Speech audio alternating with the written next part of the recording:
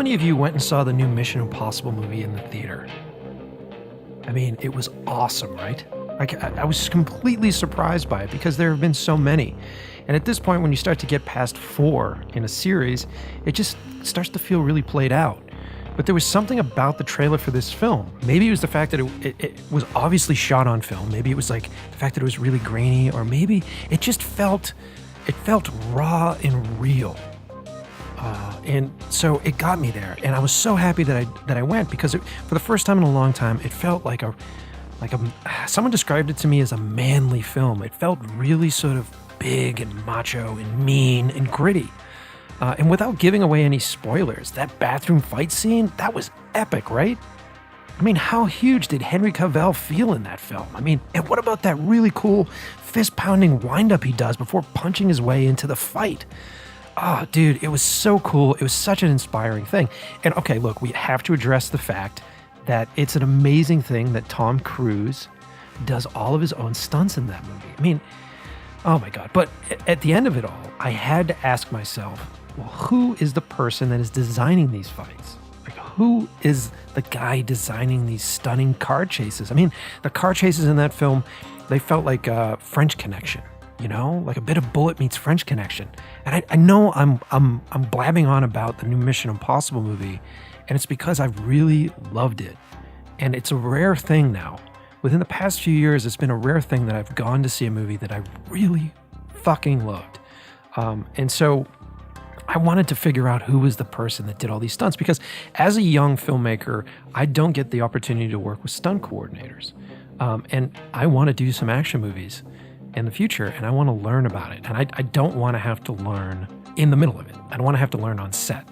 And so that started out this mission that I had, of course, to find out who was the stunt coordinator on the new Mission Impossible movie.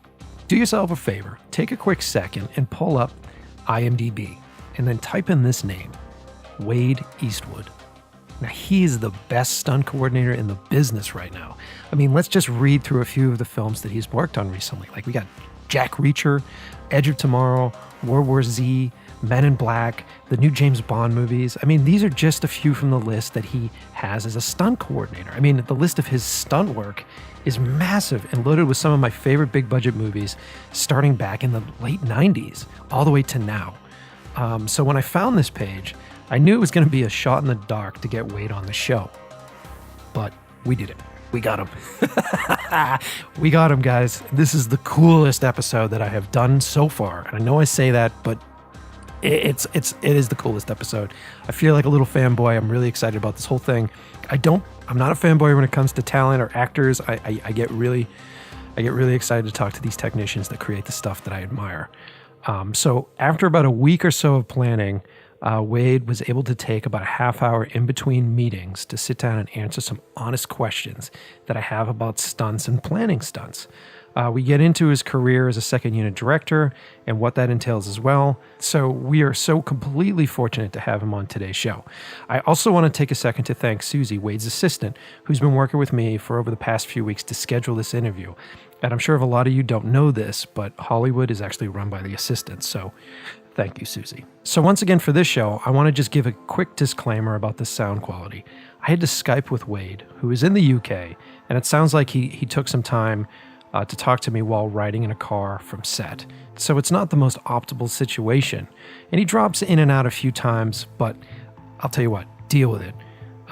Because that was the only way I was able to get him, and the interview was awesome, guys. And I promise for you nerds out there, I will do a studio episode soon that sounds crystal clear, and it's really cool, but fuck it. I will completely get rid of quality to get a really great interview. So anyway, let's get right to it. You know the deal. Throw on those noise-canceling headphones, make fists with your toes on the carpet, sit back, and enjoy the new episode of In Love with the Process.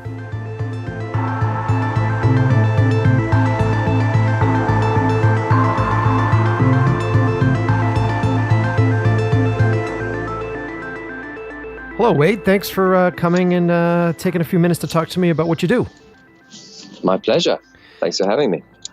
So I have to say off the bat that I'm a big fan of the movies that you work on. I'm a big fan of the work you do.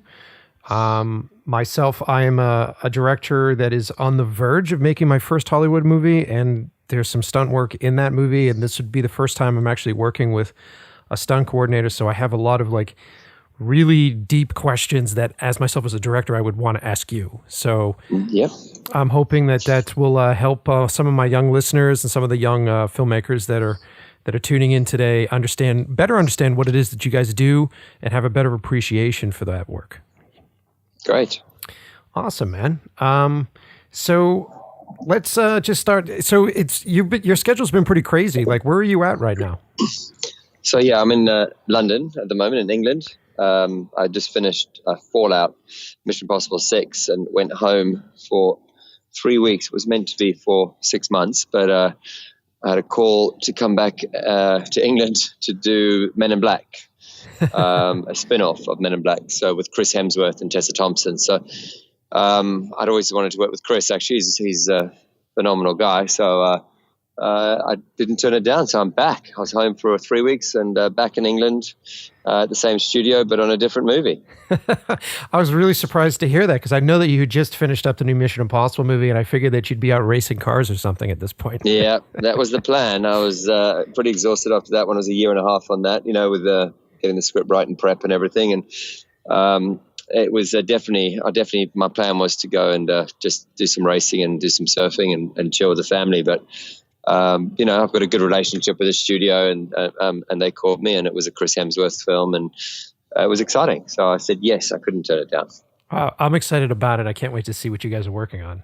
It's funny. It's gonna be funny, and I'm sure it's gonna be pretty intense too, because your action sequences are rad, dude.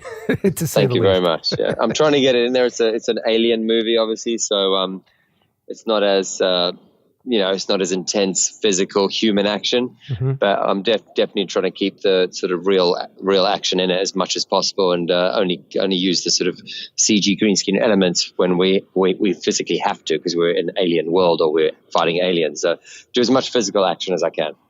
That stuff is the best, man. Like, I believe in the same thing as a director. I try to do all of my effects in camera. I try to do all my stuff physical because there's something beautiful about the natural, I don't even want to say mistakes, but just the natural chemistry that happens on camera that isn't too overplanned as far as CGI is concerned. And it just feels a hell of a lot more realistic when you're watching the film.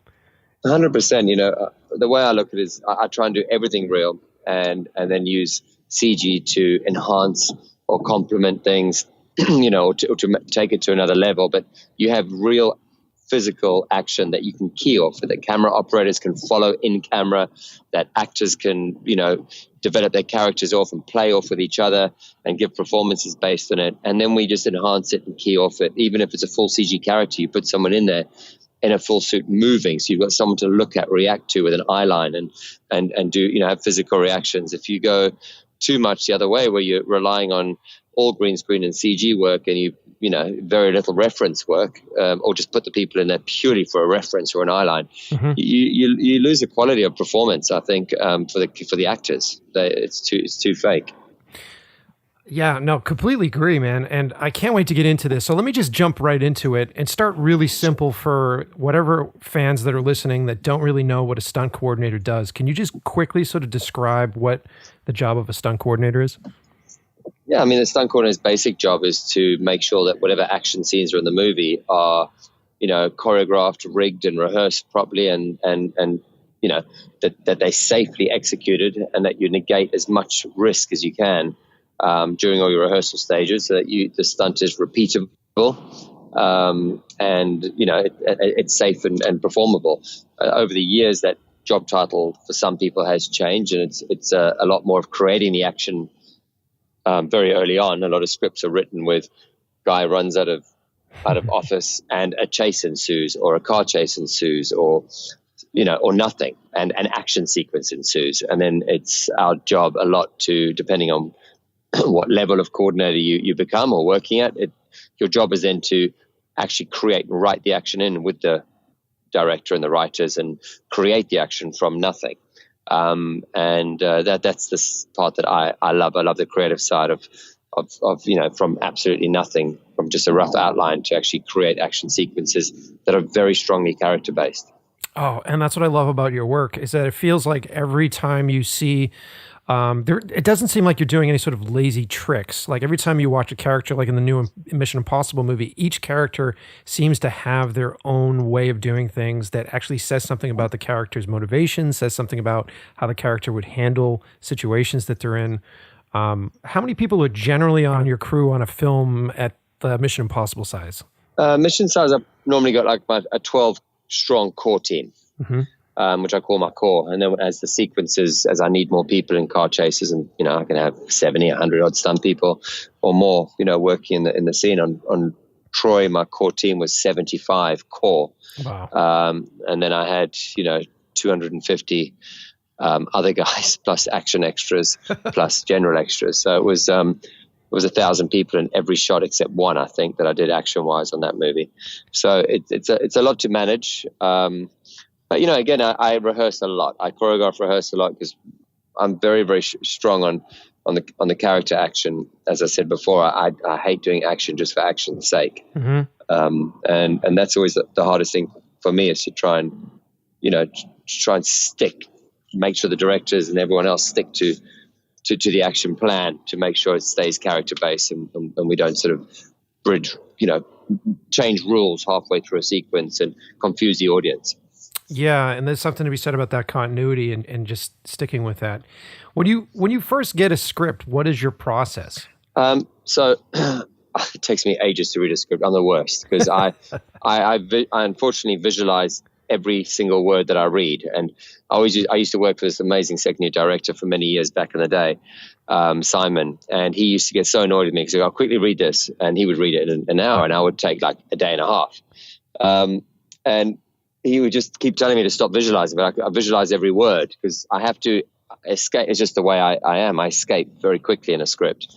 If it's a good script, if it's not a good script, I disconnect, I struggle, and then I can't do the movie unless there's going to be major changes. I just wouldn't want to do that type of movie, Yep. But if the script engages me, I'm already, whilst I'm reading it, I am in the movie myself, running around or doing whatever the person's doing and imagining what I would do and where I would go. So my process, I think, is quite different to other people's maybe, but for me, it works that way. Like, especially with the missions, I can connect with Ethan Hunt, the character, very well. When I look at an action sequence or a script, I'm reading it and I'm with him and I'm going on a journey. I'm like, well, how do I want to get there? What are my options right now? And I think of what I would do in that situation. What are my options? Where would I go? And how would I do it? And that's sort of how I develop the action. And then breaking it down, I then obviously break each sequence down. I'm going to have a Paris car chase and motorbike chase. I'm going to have a halo jump here that takes us there. I'm going to have a fight scene here in a bathroom. I'm going to do this and that. So I break each action sequence down. Once we know what the sequences are, that takes some time getting there to that point. And then I go to my team and I have a sort of beat sheet and breakdown that I do of the key elements, character elements that I have to keep in this sequence. That whatever we do, we have to know, okay, it's not about fighting each other. It's about getting the bomb, or it's not about this. That's our goal and our objective. And our objective has to be the focus of that fight or that scene. That whatever we do, we have to always relate to that objective. Otherwise, you lose touch. You start getting to this amazing fight scene, this amazingness, and everyone's like, oh my God, this is incredible. But why are we fighting? What do we do? What's our reason for it? And it's very easy to lose that. So I always put the sort of key words down, if you like, and the key elements.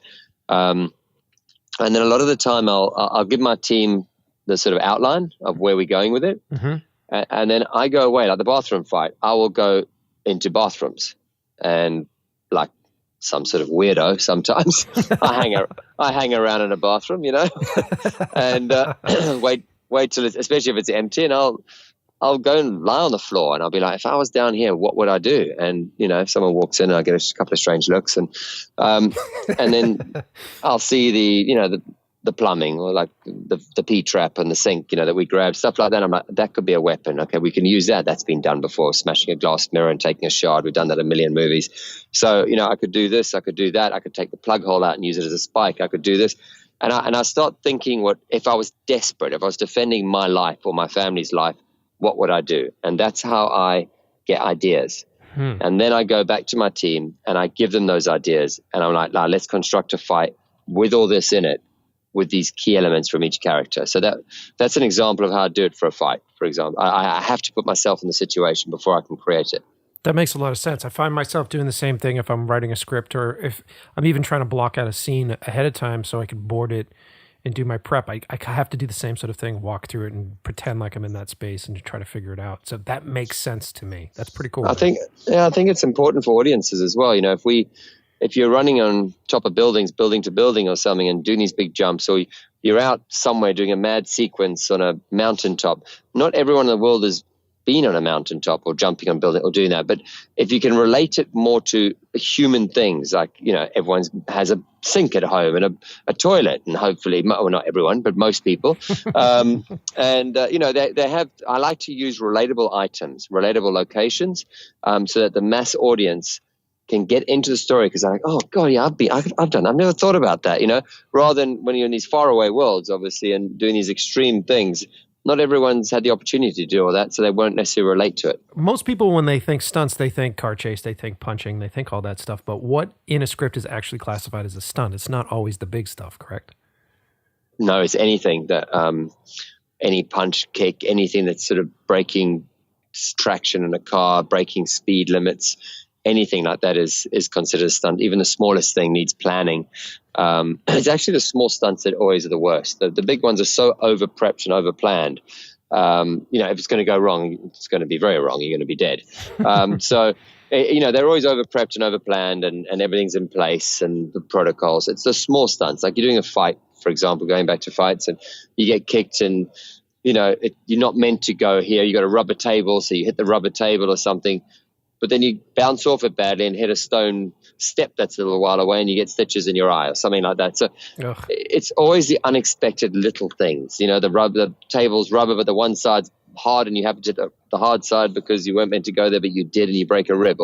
It's always the small things that hurt. Like Tom's stunt on Fallout with a foot, you know. It was the smallest stunt we've done in the last 5 years of movies that we've done together. It's like nothing. My stunt double lined up the shot 30-odd times doing the jump. Tom did it a couple of times himself, no problem. It was just that one little thing, just pushing hard, and it's just like, oh shit, I should have bent my leg. I didn't, damn it. You know, it's like, it's just those little things. I mean, you know, he's recovered, it's all good, but it's always the little hard ground pounding gags that get you. The big ones are always, you know, they're a bigger visual, bigger to the audience, but they're generally much more controlled and much safer. For sure. And it's such an interesting thing, because whenever I'm on a film set and I'm trying to shoot, you're under the gun most of the time, and you're trying to get as much done as you possibly can. You're trying to cram in as much as you can during the day. But the thing about stunts to me that seems a bit scary is that if you're rushing or if you're pushing too hard, then someone can actually get injured really badly. At what point have you ever had to call it? Like, have you ever been in that situation? Oh yeah.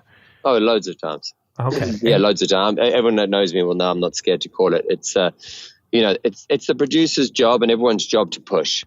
It's everyone in the film industry has a job to do. It's the production designer's job to fight for creating the most amazing sets and looks. And then the stunt guys come in and like, well, I need a rubber tail. I need this over there. I need that moved over there to do the fight. And it's our job to fight for the action, his job to fight for the sets looking nice, the DP's job to fight for the lighting to be correct. And together you create amazing movies, all fighting for your own job. So you have to be strong and stand your ground and have the confidence and the belief in what you need, and, you know, in order to make it safe and correct. So if I'm doing a scene and it's getting late and they want to, okay, we're going to get into the action now. I'm like, no, it's too late. We've had a 12-hour shooting day already. We're not getting into action like this. When accidents happen, camera crew are tired. This is tight. I'm calling. I've done that a lot. And it's my job to do it, and it's everyone else's job to ask the question. The director's job. Oh, please, is it? No, that's their job. Everyone's job, and then the trust is there, and we go, no, let's reschedule. Let's do this way and that way, and we work it out. No one would ever force you to do. No producer or studio would ever force you to do something that's unsafe. That all they're doing is asking the question. There are those people that obviously just always want to please. They always want to please the producer, the director, and the studio, and they're like, yeah, we can do it, and then accidents happen. Yeah. And it's that sort of cowboy mentality that is dying out in our business, thank God, because it's no longer like, you know, oh yeah, high five, we did it. That was lucky. We don't do that. And I don't do that. It's not never lucky. It's always controlled and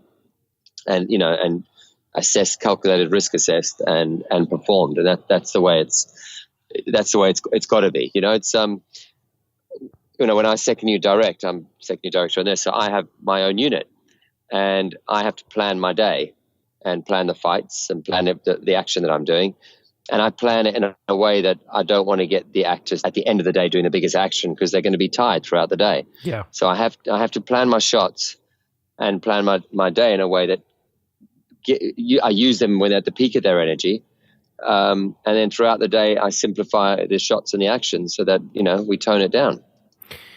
That's actually a good pivot point here because I wanted to get into the fact that you have been doing, that you have a really impressive list of second unit director credits now. You've pretty much been doing it on all of Tom Cruise's latest big action films. How did you make that step up to that position? Like, how did it change things for you? Well, it's just having more control over your action. I mean, I come in, I write the action with the producer, with the writers and the director, and Tom and stuff. We write it together. We come up with the best sequences that are best for the character and the film. So, and then I choreograph and rehearse it with my team, and we get it all done. But because I'm so close to the action, I'm in it all day, whereas the director's doing other things and other scenes, and it's a busy schedule, so we have to split units. So because I'm so close to the action, becoming a second unit director, you get full control. So now I know the best shots because I've created the action, so I know the best shots to get in order to shoot it. So that's the relationship. I will shoot the action, and the step. It's sort of a natural transition, from stunt performer. If you're a real film fan and you understand camera and story, and you will naturally progress to a stunt coordinator, and then you manage big teams and you set up the action and choreograph it yourself. And then if you're if you really understand lens and camera and storytelling, then you could naturally transfer again into being a second unit director and possibly a main unit director. There's some great second unit directors that have made that transition, like Dave Leitch, with Deadpool 2, which he did an amazing job. People like that, and they've become great main unit directors. So it's a journey. Hey guys, I just want to take a second to give a shout out to the sponsors for this week's episode. I'll keep it really quick. First up is Rule Boston Camera. Now, if you're on the East Coast and you work in film, television, and potentially even sound recording stuff, these guys are my favorite rental house on the East Coast. They're out here in Boston. They have everything you need, all the newest equipment, all the newest camera gear. Really amazing staff, in-house staff that can help you with any questions. And I know a lot of you young independent filmmakers out there are kind of nervous about going to a rental house. Like, who do you need to know? Is the insurance a lot? It's actually really simple, really easy to do. And it's a great thing to do if you're a freelancer, just trying to keep your overhead down like I do. I don't believe in buying the newest camera on the market because that stuff changes so quickly. And clients will ask for the newest, greatest thing, just because they can. So it's really good to set up a relationship with a rental house like Rule Boston Camera, plug, because you can go in there and you can try out and you can play with all of the newest gear on the market. It's all available to you at really reasonable rates. And I love those dudes. So if you are looking to rent camera gear, if you're looking to learn, they have like a lot of really good learning labs. If you're looking to just hang out with a bunch of film nerds, I would suggest going to Rule Boston Camera. Next up, Audible. Today's show is brought to you by Audible. Audible is offering our listeners a free audiobook with a 30-day trial membership. Just go to audibletrial.com/inlovewiththeprocess and browse the unmatched selection of audio programs, download a title for free, and start listening. It's that easy. I love it, guys. I'm actually listening to the Dr. Sleep, which is The Shining 2 by Stephen King. It's fantastic. The actor reading it is amazing. The production is amazing. And I just like listening to books these days because I can do it while multitasking. I can actually do it while I'm on an airplane. I can do it while I'm drawing and storyboarding. So I can still get what I need from books while doing other things. And you all know how that is.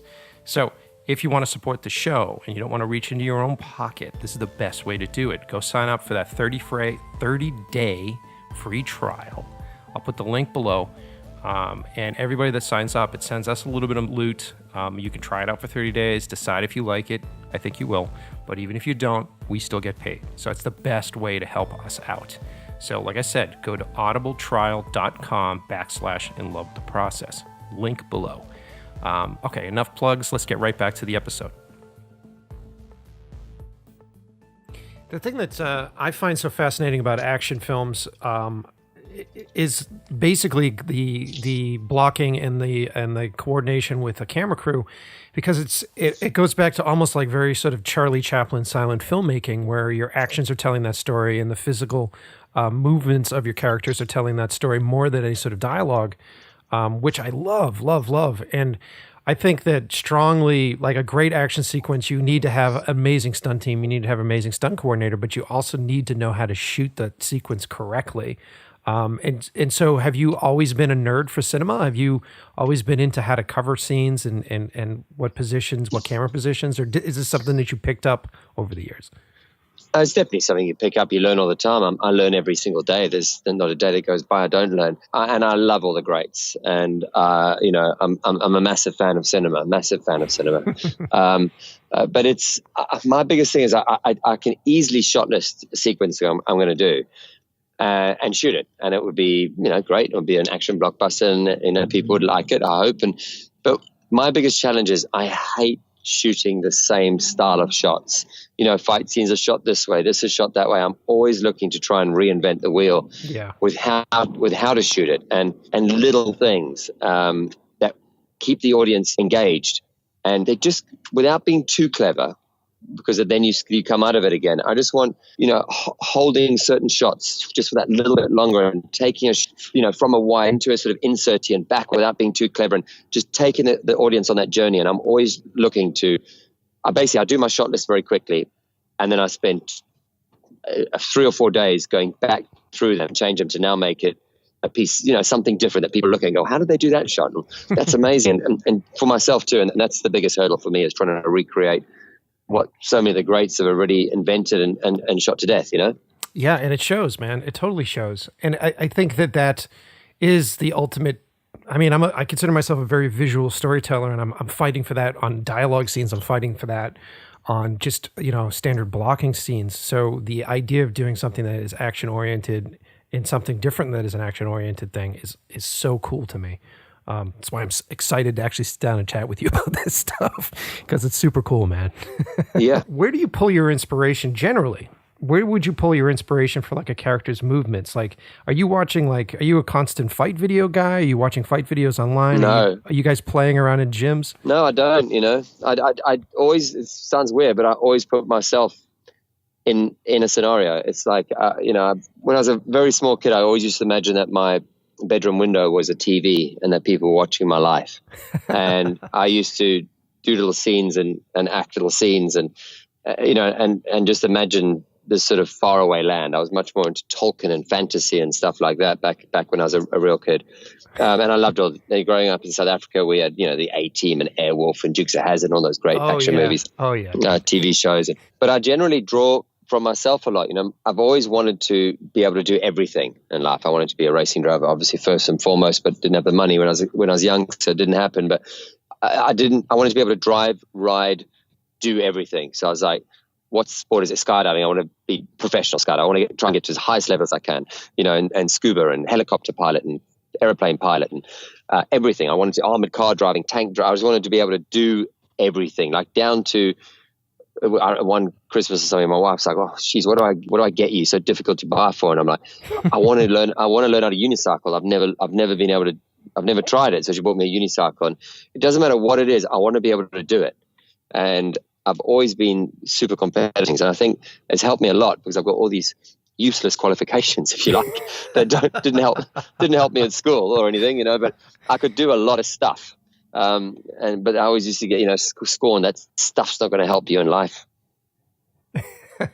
It's useless. I just was always imagining myself doing different. But now I just imagine myself as seeing, okay, the guys, Men in Black agent's going to run from there and go there. I'm already in the scene running. I'm already doing it. Or I'm flying a helicopter, or I'm doing something in the scene. And because I know how to do it practically, I know how to embellish it and take it further. And And I think that's what I draw from that. And obviously I am a massive cinema buff, and I love watching, all the old greats, and there are some great movies, but I don't want to copy anyone. I want to create, Yeah, no, it makes all the sense. And for me, it's the same thing. I'm always looking to be inspired by it. And sometimes it's a start off point where I'm like, oh my God, that's such a great way to cover a reaction sequence with like 30 people in the room. Oh, that's super cool. And it's usually for me ends up becoming like a starting point in which then I can go, okay, well, how do I make this my own?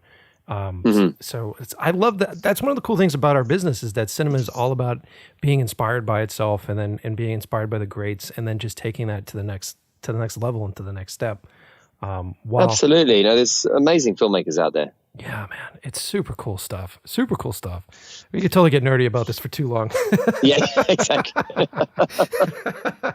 Well, I have a specific question for you because I loved the new Mission Impossible movie, and it was a surprise to me. And I'll be 100% honest because there's been so many Mission Impossible movies, it wasn't even on my radar. And I feel like when I saw the trailer, it was like, okay, the fact that it was shot on film, the fact that it looked strange, and it just felt very gritty and real.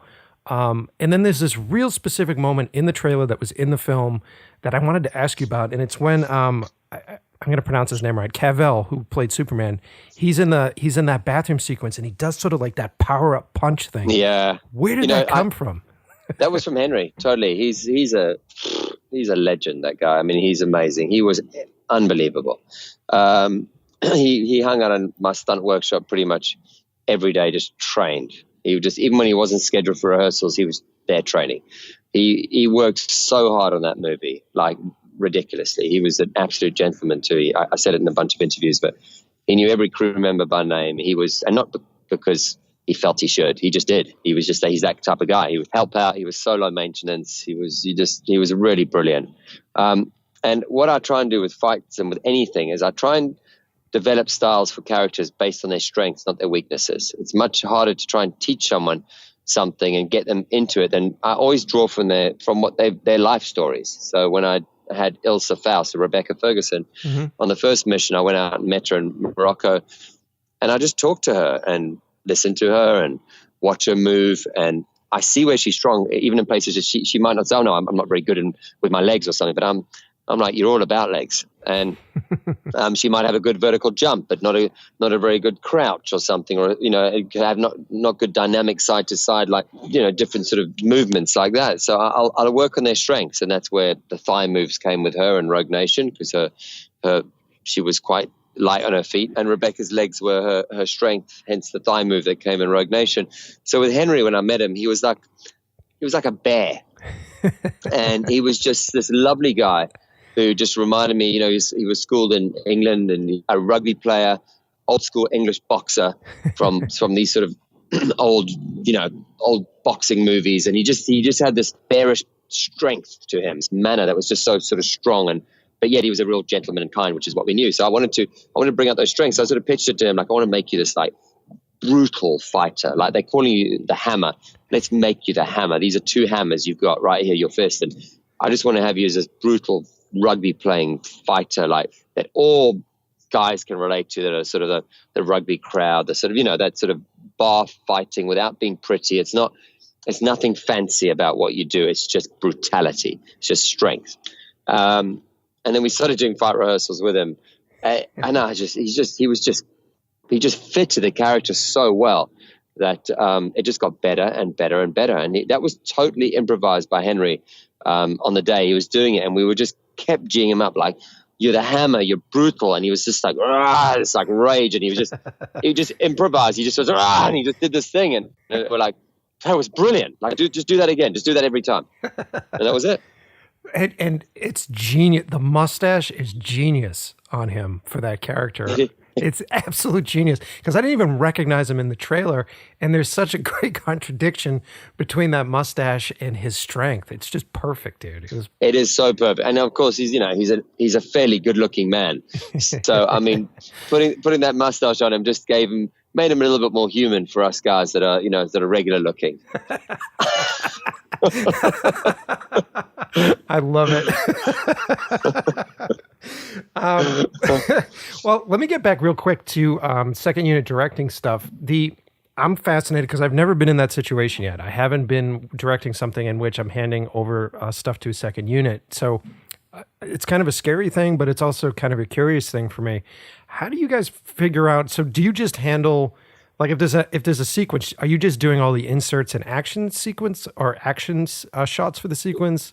Or? Yeah, all the action ready. So like, for example, right now we're doing something, the actresses, they meet in the scene and they just about to have this massive fight, and they have the dialogue. She has a look to her just before the fight kicks off, cut. The main unit goes off and shoots the rest of the drama scenes, and I pick up with the cast, with the actresses, the fight onwards for the next week or whatever it is, or car chase, and do all that. And it's some second unit directors will just do action, and then the main unit will come back and put the actors back into the scene, against green screen or whatever it is, and look over and do a little dialogue or a little look or a little bit of performance. But with me, I've earned the sort of trust from the directors I work with that will trust me to get performance out of the actors, because it's something I actually really enjoy. And that's the biggest thing, going back to what you said earlier, that I tell myself a lot, because my schedule is normally it's so rushed because I'm second unit. When I'm doing something that's very performance based and subjectively performance based, I want the time to get performance, and I want the time to be able to sit back and watch performance and see if there's something I'm missing, because you can have the best action sequence, but if you're not getting performance from your cast, it would only ever be there. You know what I mean? And if I can just step back and get that little nuance or that little look or that something, the smirk, an eyebrow raise, or something small, not even dialogue related, it could just be a feeling. And if I can get that feeling or emotion across by just having that time to watch playback, to think about things rather than rushing to the next shot to finish the scene in the day and the 2 days I've got to do a 3-day scene, and that's what I fight on a lot with myself when I'm shot listing, and I make sure that I've got that time to sit back. And if people are rushing me and produce, come, we got to finish, we got to do this, and I sit on my own and I make sure that I watch and that I'm getting what I want, what I visualize and what I see and what to write for the tone of the film. And if it is all those things, then we move on. If it's not, then I try something different. You got to have that time. It's important. Do you spend a lot of time? Have you spent much time in the edit room? Have you actually seen your stuff? Yeah. Okay. Yeah. I spend a lot of time in there. It's great. I love it, because there's certain shots that you do, and the editor might use one of those takes, but not know that I've tied it into another shot. So I'll go in and go, hang on, I did a reverse on her doing that, and that reverse has a little counter move that comes around and picks up that shot, and it gives us a slightly longer look of discovery for her in performance. And he's like, well, I don't remember seeing that shot. And he's like, just go to the reverse. I get my script supervisor in with me. She's like, slate this, that. And he brings it up, and I just try that in there and then go to that. And he's like, oh, right, I see. And it's because they might have thought that was just a safety shot from a different angle, but they might not know that I tied those two shots together as an option for them to continue the journey or continue to elongate a look or a moment or something. So I enjoy going in there, but editors always love it too, because they've got so much footage to edit. It can be really helpful. And then they normally get super excited about it. They're like, oh, I love this. This is great. And, oh, you did that for this and this, so I think it's important. I think it's totally important. And I'm always telling crew people in general, like, hey, go to the edit room to see how your stuff is actually playing out, and to be in that. You go from being a on-set person, which is like, I got to get this done. We have a plan. And then what are the elements and how do we fight those elements? And then when you get in the edit room, it's a whole different mantra of like, okay, here's a bin full of what I have to work with. How do I sort through this bin and how do I stay connected? And I think it's really important. And it's a really cool thing to hear that you do spend time in the edit room, because I think that's essential for any key position on a film. Definitely. So these days, what are you working on? Are you intentionally just sort of picking out large budget projects these days, or like what are you working on? Well, yes, to a degree. It's what I sort of get presented a lot. The sort of larger movies, because they have two big units running, and obviously run the second unit for them. And it just seems to be the way that sort of my career has gone. And although, I'd love to do a lot of the smaller films, I'd love to do a lot of the independent films. I mainly watch independent films. Yeah. For me, they're real filmmakers. There's a lot of studio movies out there that we've lost to me anyway, we've just lost that edge of filmmaking, accountants and financiers, rather than made by filmmakers and what's best for the film, and made by, location and tone and palette and texture and vibe and feel, and mood and all those things. It's now like, this is the budget, this is the box it fits in, this is the location that's giving us the incentive, go shoot. And a lot of the time, and this is the director, we owe him something because he helped us with something years ago, and he's going to do it. Yep. You're going to help him do it. Yes. I just hope it doesn't become more and more like that, where we lose touch with our risk-taking filmmakers. Yes. We don't want to be so sanitized, where I get a lot of the time with a lot of the big studios and these new directors are like, oh, I want to do this move. I'm like, oh, that's been done so many times. Yeah, but it worked. Movie made that suited that character in that movie. It doesn't suit necessarily this character in this movie. Let's try and do something really cool and different that someone else says on another movie. Hey, I want to do that. Let's try and be the person that invented and came up with it rather than the person that copied it. Just because it worked, and that's sort of, as I said, I'm lucky enough to be in a good position with some great studios and great films that I've been a part of. But there's a lot else out there that is not like that, and it's quite sad for those young talented filmmakers that are real filmmakers and won't necessarily get the opportunity to show their skills due to the politics of the business. Yeah, it's a tough thing to actually get your movie made, and it's a really tough position to be in. And I'm at this point now where I'm finally sort of cracking through. And once I'm off the air, I can tell you who I'm working with, which is really kind of cool. Once we're off the air, I'll tell you what I really feel as well.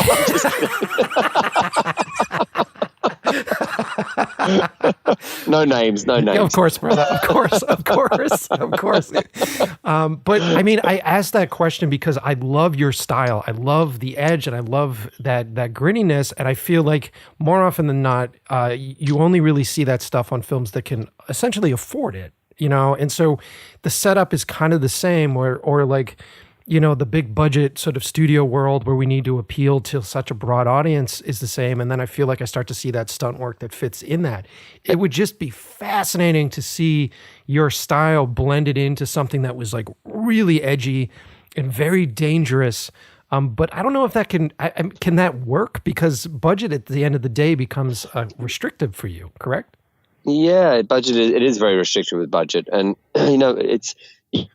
you get to a stage in your life where your time is more important than money. Yeah. And, and so if you're going to be taken out away from your family and away somewhere like this, it has to be worth your while to a degree on the personal financial side. Otherwise, there's no gain to it. You want to work for the rest of your life. You want to try and do it and then enjoy the reward of working your ass off for 14, 16 hours a day, 7 days a week. There's got to be some benefit, or creatively and financially, or there's just no point. I'd rather go and open a little surf shack on a beach somewhere and just drink margaritas, and why not? Of course, man. Of course. It's less, and have less stress. So there's got to be that element. But saying that, I do have a lot of indie films and people that contact and connect with me, and lots of great friends. And if a smaller film came to me, but it's a really cool, gritty script, I always want to be involved, because those are the movies I love watching, and I'd love to be a part of it. But then they want to create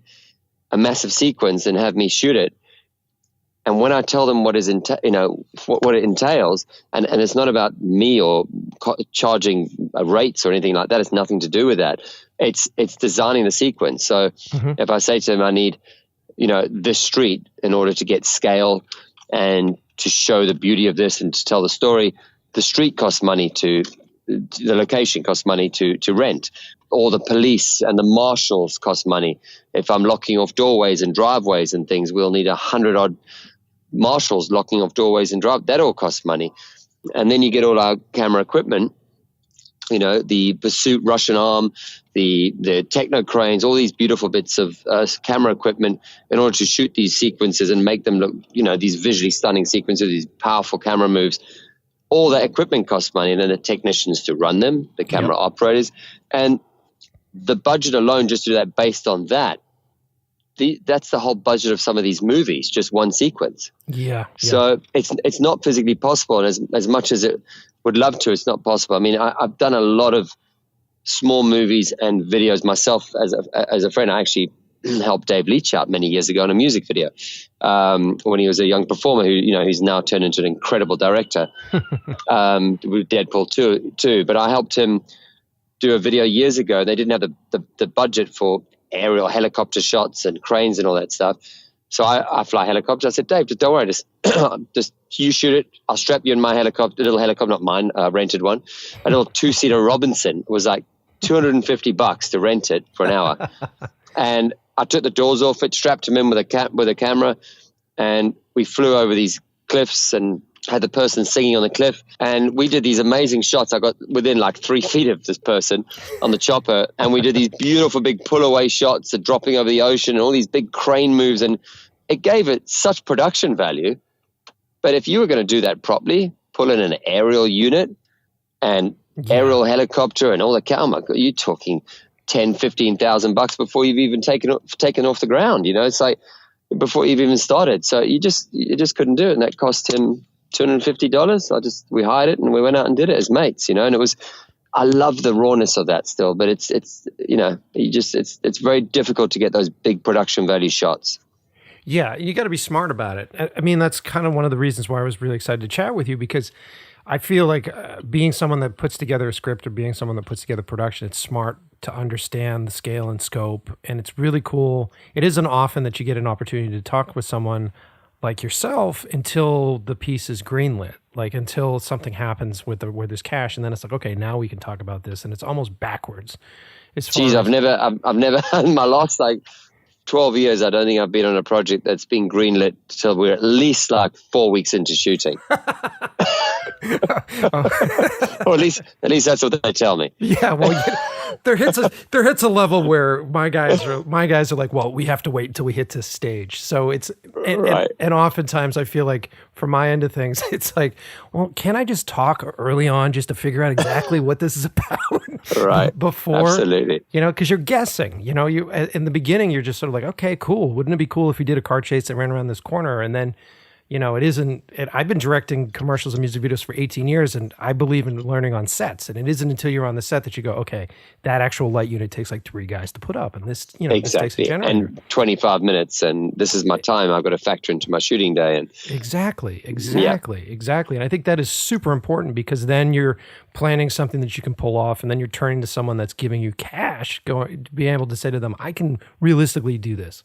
I can do this within a period of time. I mean, I get a lot of young directors, and through friends. Obviously, if I did it to everyone, I wouldn't have a chance to do my job. I'd just be meeting people every day, all day. But it's I always try, and anyone that knows me will tell you this as well. Like as young stunt people, performers, I will always give all I can to give back to the business for someone that is keen and passionate. And I'm always brutal with my advice, because I'm very honest. I don't paint a pretty picture, and I definitely don't, tell them someone's done something amazing. If it's not, I want everyone to be the best. So I'll always try and give as true and sound advice as I can. Mm-hmm. But I do have a lot of people that still come through and oh, wait, can I just buy you a beer, or can we have a coffee or something? I'm like, and if I've got time, and it's absolutely, I do it. I mean, my wife will tell you, anyone will tell you, I'm sure, where you go, I'm just going to, cruise down to meet this person, and they want to ask me some questions. It's like, it's what it's all about. If we don't have that community and I fought very hard to get to where I am. I certainly didn't have it easy. I didn't know anyone in the business, and I definitely went through the school of hard knocks. I had zero help from anyone getting to where I worked to at this stage. So, if I can give back to someone and give advice that they're not going down the wrong road for so many years, it makes their journey take longer. If I can give a little bit of advice that helps tipple the scales and makes them get to where they want to get a little bit quicker because they're great creative minds, and God, if I can help, I will, for sure, always. Well, you've been helping immensely by just sitting here and chatting with me, and it's been fantastic. And I know your schedule is crazy, and I have to thank your assistant, Susie, for making this work for us. I really appreciate you being on the show. It's an honor to chat with you, my friend. Thank you very much.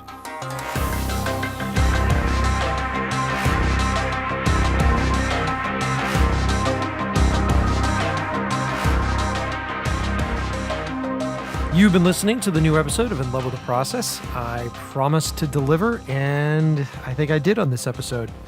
I feel like I know a lot more about what a stunt coordinator does, and how they come up with their ideas for action sequences.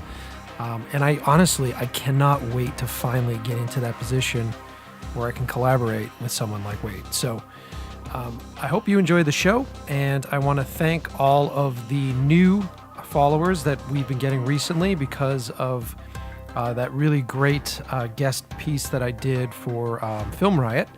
And I've had a lot of folks coming over and asking to see 12KM. So we've been getting a lot of really good reviews. And if you are someone that hasn't seen it yet and you do want to see it, the best way to contact me is through Instagram. I've been doing everything through Instagram these days. I'm a visual person. Instagram is a visual platform. It just makes sense. So if you go on Instagram and you send me a message, don't just drop a note underneath one of the pictures. If you send me a message, it's easier for me to respond to you that way. Tell me what your favorite horror movies are, and then tell me why you think you should see 12KM, because it isn't released to the public yet, guys. And I'd be more than happy to show it to you guys. And if you guys aren't following our Instagram for this podcast, if you go to In Love With The Process Pod, that's In Love With The Process POD, follow us there. I've been trying to post a lot of stuff that influences me, stuff that gets me excited, behind the scenes photos, like behind the scenes camera stuff, camera porn, food porn, everything that influences me basically. And that's a great place to sort of see supplemental materials for each of these podcasts. So if you're not following me there yet, do so. And make sure that you subscribe. Subscribe, guys. We're on iTunes, we're on SoundCloud, we're on a bunch of different platforms. If there is a platform out there that you can't find us on, write to me, let me know, and I will make sure that I make it happen. There are a ton of things to do here, and I just really don't have the time to do all of them and try to do movie stuff at the same time. So that being said, like I said earlier, please do me a favor and go sign up for the 30-day free trial at Audible /In Love With The Process. The link will be below.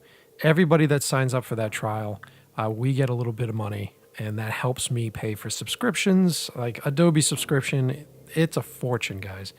And, SoundCloud subscriptions, all that sort of stuff. And I'm trying to not have this show come out of my pocket. I really want the show to pay for itself. And I'm not going to ask you to reach into your pocket.